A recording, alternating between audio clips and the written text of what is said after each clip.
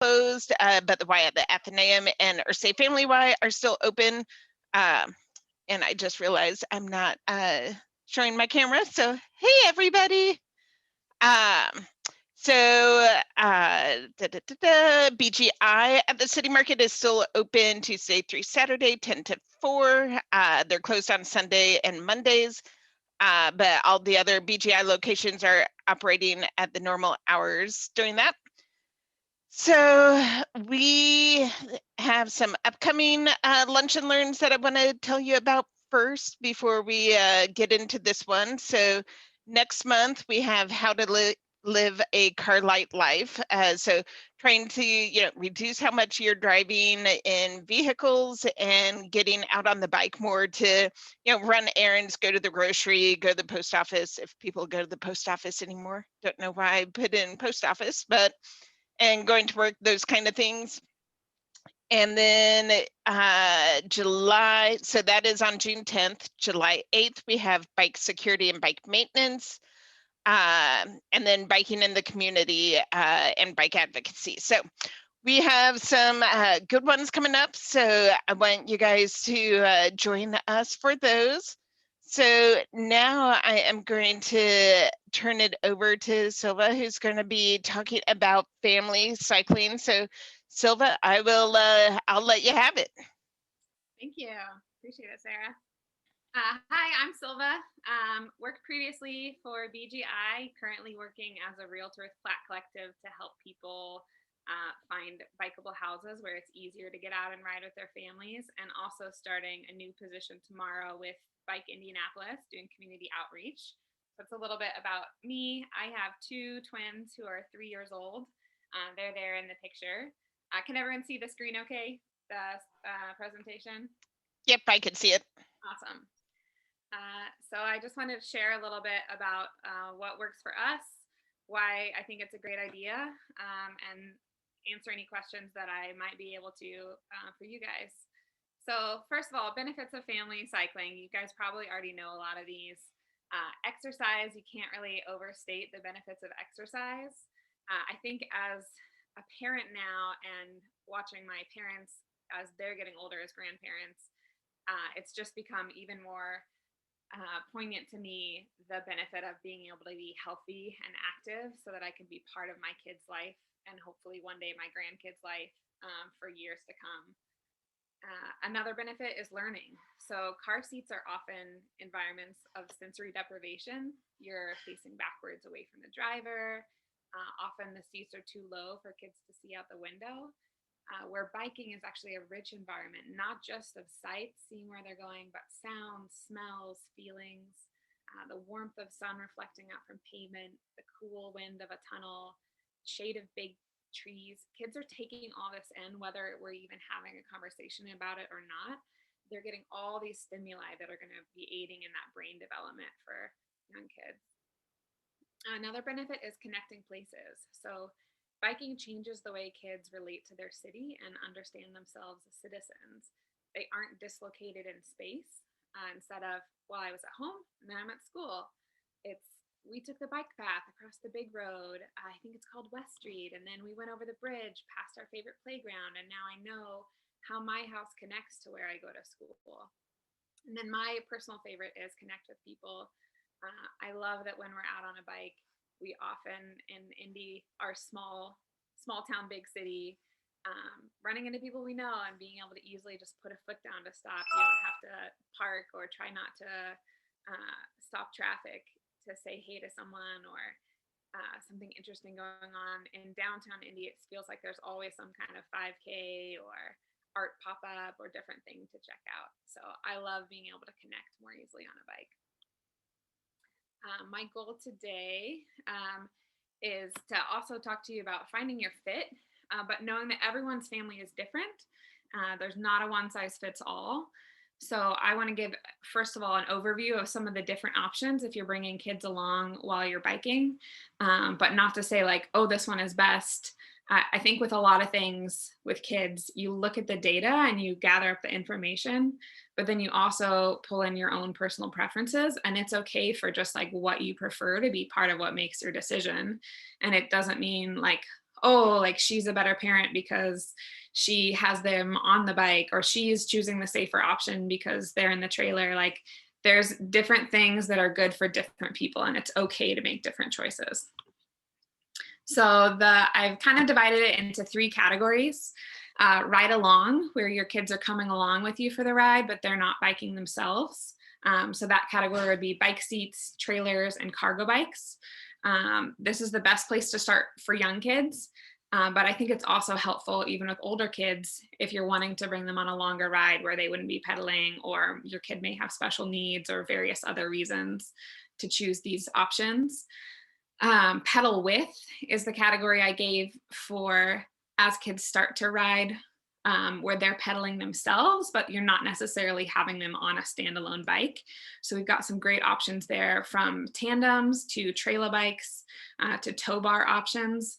So they don't have to be able to fully balance or be able to go 5 miles if that's the journey you're going on, but they still have a sense of sharing the work, and they're still practicing the skills that they'll use later as independent bikers. And I include both balance bikes and small bikes for this, where even if you're not pedaling, you are getting to learn that balance on a pedal bike. Using training wheels is a way that you can help kids that are struggling with balance to be independent bikers. And then I made a note quality. We'll talk more about that later, but just helping find a bike that's going to be a good, solid bike for your kiddo. So under ride along, for seat options, there are front seats and rear seats. The benefits of a front seat is that you actually have your arms around your kiddo. They're right there with you. You can talk. If they're scared, you're surrounding them where they're able to feel a little bit more comfortable. Rear seats, some of the benefits there are that there's actually usually more room. You're not trying to fit them right in between you and your handlebars. They're less likely to tug on your arms or cause issues with steering. So a little bit more likely that you have the stability with them behind you. And there's some really great options that hold them very secure and supported, and with some head protection as well. Cargo bikes as a ride along option. There's a couple different types here. The main 2 are Bakfiats, where you have your kiddo in the front. You can see them and you can bring a ton of stuff with you. Sometimes they're called bucket bikes. And then the other main one is midtail or longtail, where you have that extended frame coming back, typically with bars that allow you to add various bags. You can get seats that go on top. You can get monkey bars, you may have seen, where bars come around that the kids can hold on to and sit in. There's even some where you can have kind of an outboard bar where the kiddo's wheel of their bike can fit in to go along with you. These ones are a little bit easier to park and transport than the Bakfiats because they're more narrow. And then also in cargo bikes, we consider probably front-loading trikes to be a type of cargo bike. We did have some families in Indy who are doing that with their kids, but although trikes feel more stable initially being a 3-wheel, they are a lot harder to turn, and they end up being less stable at high speeds. So that would probably be a better option if you thought you would mainly be doing flat, slow, cultural trails, that kind of thing. Also a lot harder to transport. And then cargo bikes can also be electrified. So for a lot of cargo bike parents, they like having the security of, even if we're tired, we're still going to be able to have that extra boost, or knowing if I'm carrying my kids and they're growing and my kids and all their stuff, having that little bit of assist can make a big difference in whether it becomes like viable for longer trips or using it for transportation. And then the second category, pedal width. Your main 3 options are tandems. Those are really sturdy because it's one bike, it's all built in together as a frame. But with kids growing in different sizes, that one can be a tougher one to work for the long term. So kind of a good option if you're wanting to do some serious long distance riding with your kids, to go ahead and invest in that for a few seasons and maybe sell and get another one if it no longer fits. A lot of people like the trailer bike option. It's kind of like a half bike. You can see actually neither of these pictures are the trailer bike, but it's usually the rear wheel going into a bar that connects to the bike. And then I have 2 pictures to show the 2 different kinds of tow bars that are available to connect your kid's existing bike to your bike. One is called the Trail Gator. That's the top picture, where it actually connects to the parent's seat post and then to the front of the child's bike. And then it can collapse and secure to the rear wheel. So you can actually activate it mid-ride and then stow it again. Like if you wanted to just help your kid get up a hill, if there's a tricky part of traffic where you don't trust them yet to be able to navigate that safely and confidently, or it's the end of a long day and they need a tow home because their little legs are worn out. The other one is called the Follow Me Tandem, and it connects more at the wheel, low. These are a bit more expensive. I think the Trail Gator is around 80 versus the Follow Me being around 300, but some different options if you want to be able to bring kids along, even on roads that aren't necessarily very kid-friendly safety-wise. And then talking about independent bikers. I won't get into specific brand recommendations for bikes. I just want to point you to the resources and the things to think about as you're looking for kids' bikes. The first one is quality components. So working at various bike shops and bike co-ops over the years, I've definitely seen a lot of situations where parents will get a cheap, cute Walmart bike for their kiddo. They'll go on a couple rides and things will start to break and fall apart. And they'll bring it in, and sometimes the parents are even like mad at their kid, like, I got you this nice bike and like you've ruined it. And then taking a closer look, a mechanic with an experienced eye can say, like, the kid didn't do this, like the soft metal has sheared, or this component that in a quality bike would be a lasting thing has broken way before the life that one should be able to expect out of it. So even though it feels tempting to say, hey, they're just a kid, like, why would I want to spend a lot of money on this? The experience they have with those first few rides, where it's going to continue to be like useful and lasting and not end up a frustrating situation or going into a landfill, I think it's worth spending more money than a quick box store bike, when whether you are able to sell it later and recoup that cost, or if you're starting with a used bike that someone else is passing on to you. If you can try to find, do a little research to find like a bike brand that's going to be higher quality. Typically bikes sold in bike shops, when they sell them, they're not trying to make a purchase and send you out the door. They're trying to start a relationship with you. So they are going to be selling those bikes that are meant to last, where if something goes wrong, they'll help you figure out how to fix it. They'll help keep it in tune for you. I think that that's a key thing for having a good and successful start with a young rider. The other 2 pieces being, think about the weight. There was a demo bike one year for bike dealers where they set the same ratio that most kids have to their weight to the bike they're trying to ride, like a 40-pound kid trying to ride a 20-pound bike. And they had, 150-pound adults trying to ride a 70-pound bike. And they were finding it was just so impossible to maneuver and handle. And it really drove home how much weight can make a difference for kids, for them having a good experience. If you can have a lighter bike for kids, quite often that will help them be able to, pick it up themselves and dust themselves back off after a wreck and not have a heavy thing landing on them. I think paying attention to that is important, and then paying attention to size. I've got the measuring tape there to talk about making sure that your fit is right. So I'm going to actually point you to the first resource that I think is helpful with all 3 of these things. I am somewhat obsessed with the website Wheeling Tots. It's some mamas who are just like doing the work.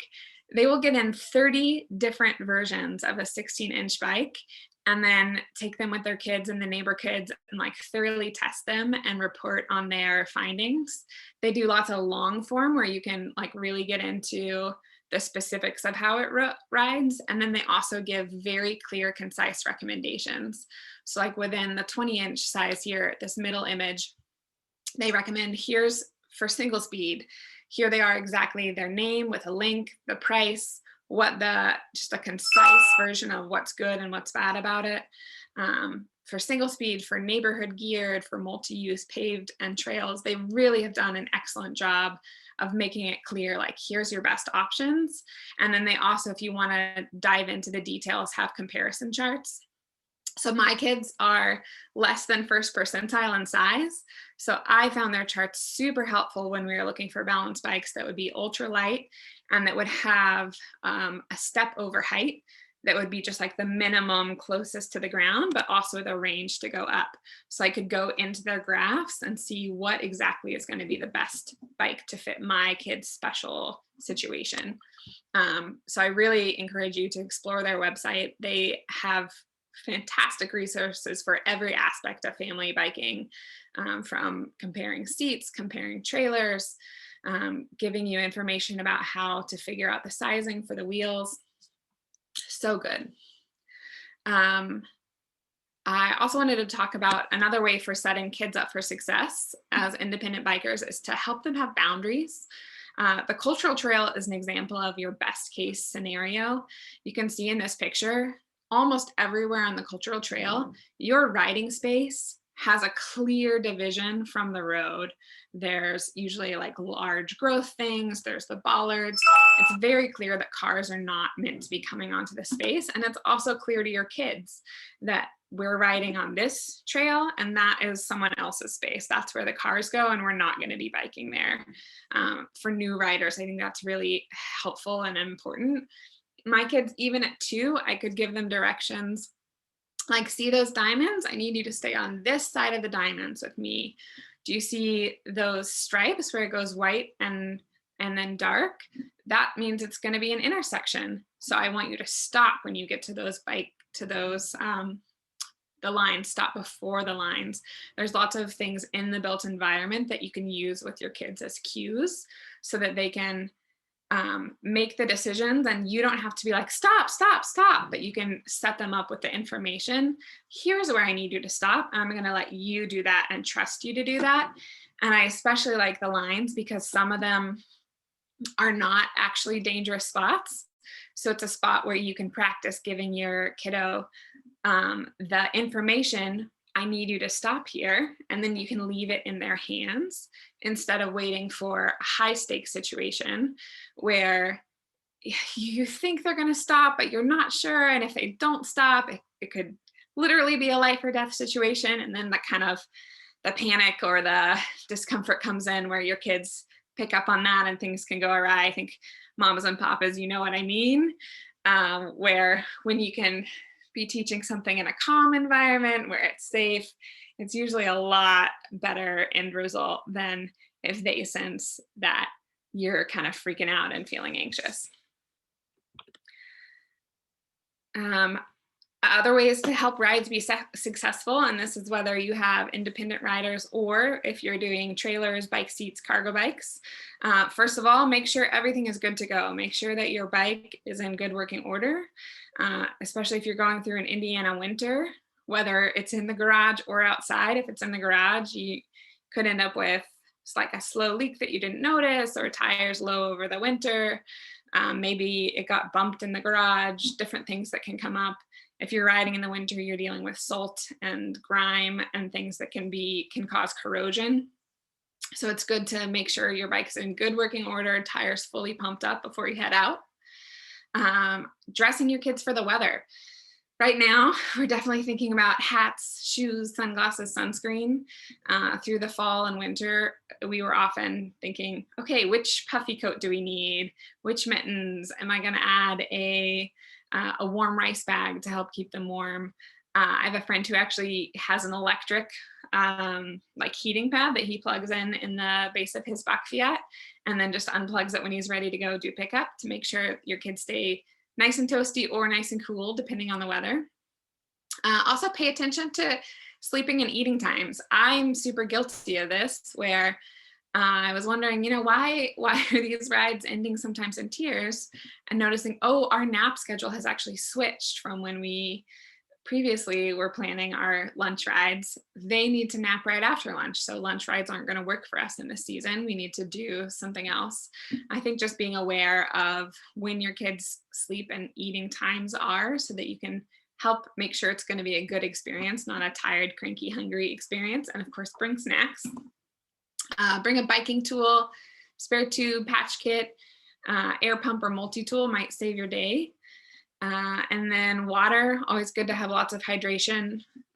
You can extra prepare with a first aid kit. Having a bike lock if you think you're going to stop somewhere. In Indy, we do recommend use a U-lock, not just a cable lock. Cable locks are great if the bike is in your sight. If it is not, we do see those cut frequently. And then cell phone, and then I would also say just like whatever things that you would normally bring if you were going on a longer kind of stroller or day out. Like some kids, you know, need a change of clothes because that's the stage that they're at. Some kids will need medication, all those things that are specific to your family. Don't forget those.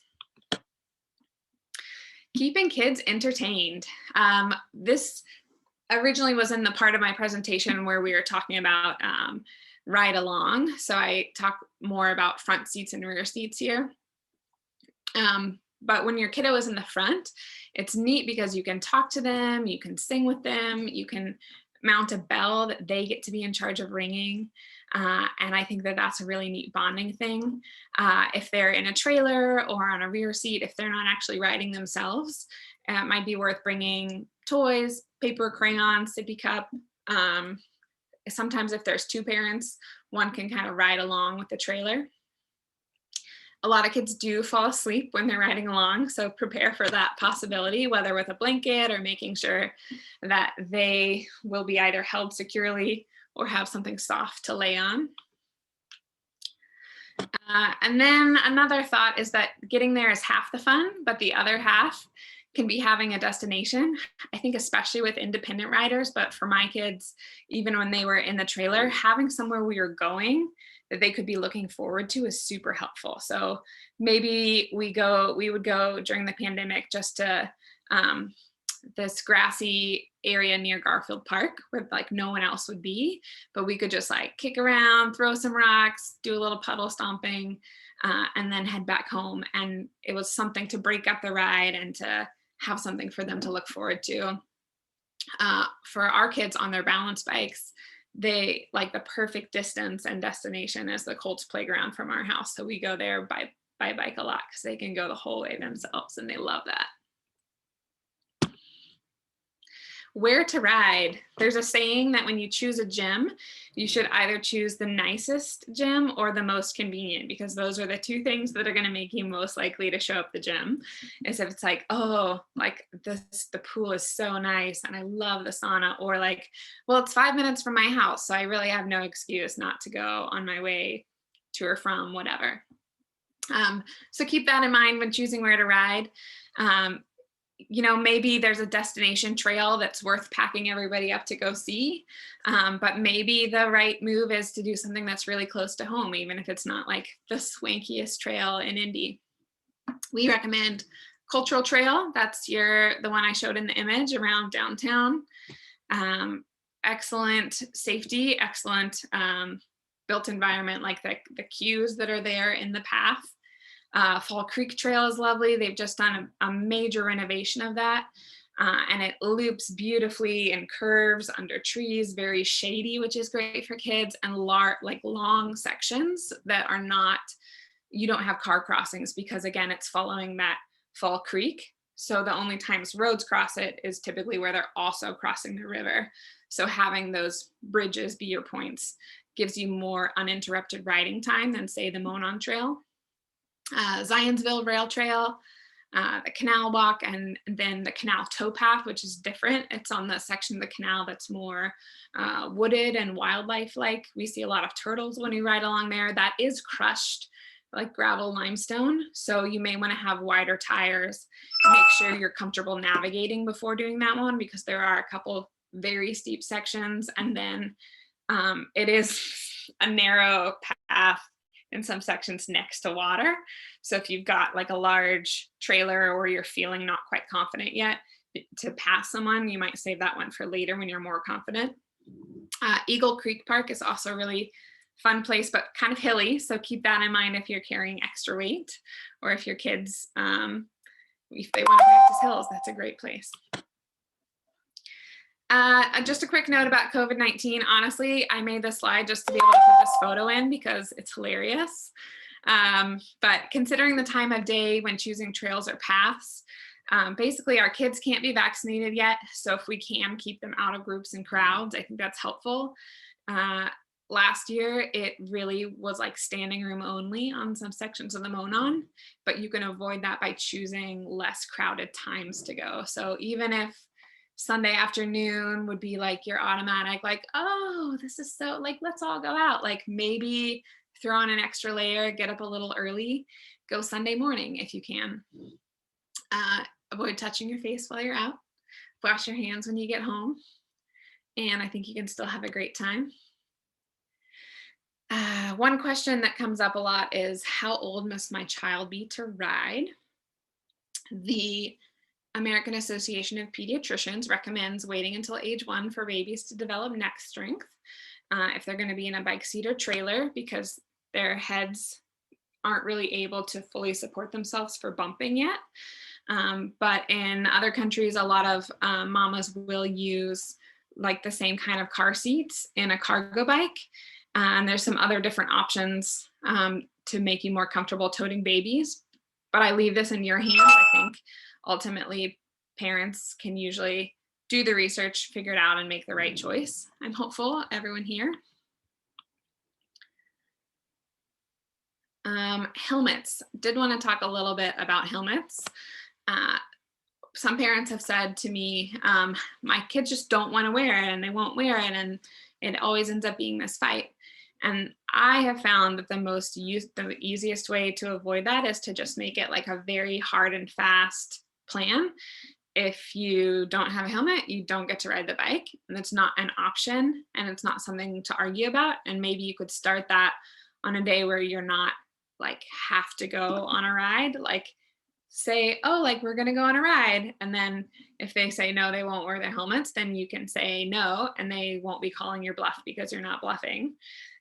And so then next time they be like, oh yeah, last time the whole trip got canceled because I didn't wear a helmet. So like today I'll wear a helmet. Riley Hospital has a great video about fitting your helmets, but it's sort of a 6-step thing. You measure the head to make sure you have the right size. I'll actually go, this side's a little better. You position the helmet on the child's head with a 2-finger test. So you want to make sure that you have 2 fingers above the child's eyebrows. You tighten it for a snug fit, so it's not going to be wiggling around. You want to make a V with the straps around the ear. So it's not tugging up on the ear, but it's not like elsewhere in front or behind. It should be a V at the ear. Adjust the chin strap for length. So it's not just loose, but it actually would keep it on their head in event of a wreck. And then 6 is to repeat. Kids grow and change, and things happen to things left in the garage. So check the fit regularly and make sure that it's still a good fit throughout the summer and from year to year.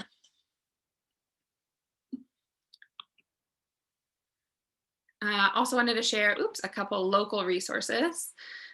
Court Purser made a Facebook group called Family Biking Indianapolis, where you can join and ask specific questions that you have, whether specific to Indy or just specific to, hey, has anyone had an experience with this? This is what I'm trying to work out. And it's really helpful. I think we're going to continue to grow that this summer as we have a lot of new riders and new family riders coming to Indy.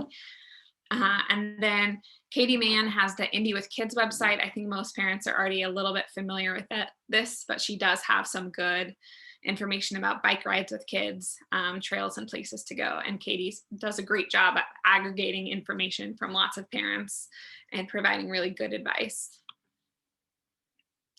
Another local resource is our bike shops. I got a little bit silly and I gave everybody bike shop initials, not just BGI, ICS, and BOI. but we have a ton of bike shops, and I think that being able to talk to a person who has a lot of experience when you're looking at hardware, or even looking for advice, a lot of great places to turn. Even REI, I would say, is a good option over some other options like Dick's or Walmart, Target that I wouldn't recommend as strongly. Being able to go in and try bikes and have those higher quality bikes that are meant to last, I think the mission of it being a continued experience where you're going to continue to use this is evident for all of these guys.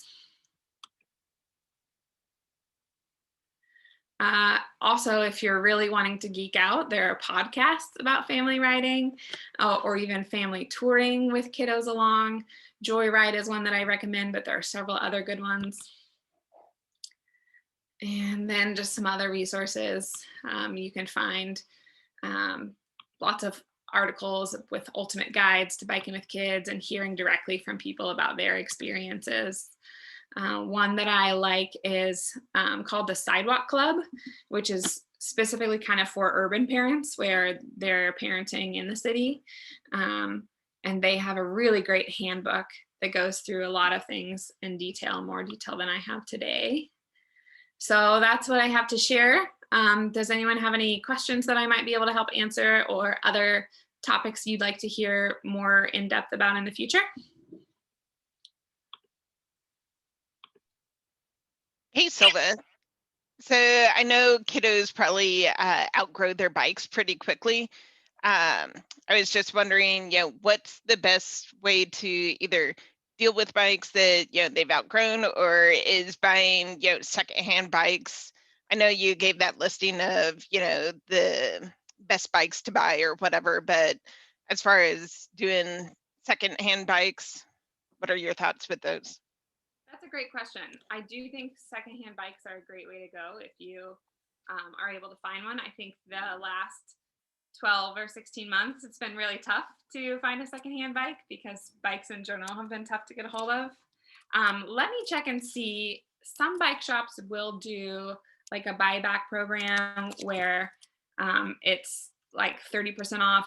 Connie, do you happen to know if BGI has a program like that? We have a trade-in program. Okay. But that's not really exactly like what you're talking about. But if somebody can come in and trade in a bike, we don't, and we're quite upfront about it. We don't give you the best price that you would be able to get if you sold it on your own. But that amount can then be applied towards a new bike. So we do that, but there's not a trade up program per se. Okay. I might have to do a little bit more research to see if there are shops in Indy that do kind of trade up options. I think even some like Pello will give you a discount on the next size if you purchase the previous size. They're an American, well, actually maybe they're an Italian bike shop. But I think one thing that you can do is get a used bike get a used bike that's a bike shop brand, and then if there's an issue with it, go ahead and bring it in to your local shop to have them do like a safety check, tune up, make sure that it's got tires that aren't dry rotted, that kind of thing. Facebook Marketplace has a lot of options, and I think it's nice that you can kind of connect and see. Sometimes in groups like Midtown Swap is a great one to do porch pickup or be able to get it pretty locally.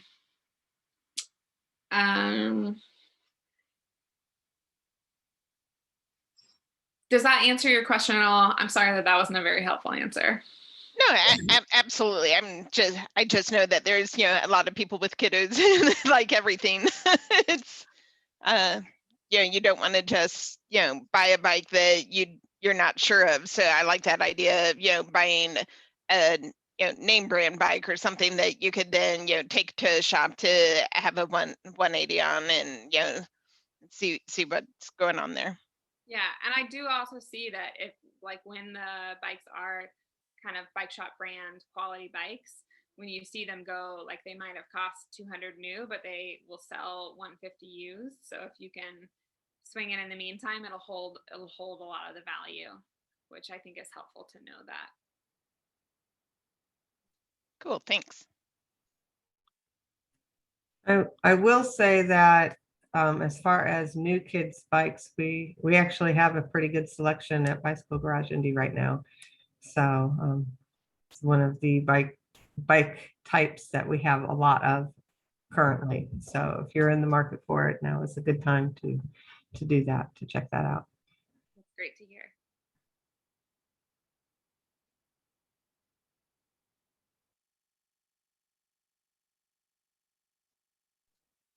Any other questions or even just thoughts or comments around family biking from anyone out there?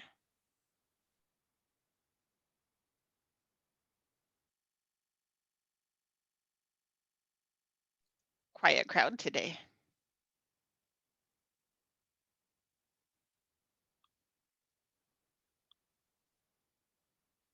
Okie dokie. Well, I think, Sylva, did you have anything else you wanted to add? No. Okay, well, thank you so much. It was a wealth of information, and even though I don't have any kiddos, there is a lot of great things in there, and you could definitely tell that you're passionate and excited about family biking. So I really love that, you know, we're taping this so it could be you know, seen by others, because there's just a wealth of information in here. So wanted to thank you guys, or thank you, and then invite everybody to the next Lunch and Learn, June 10th. So I guess we'll call it a day. Well, thanks for having me. Appreciate you guys logging in. Take care.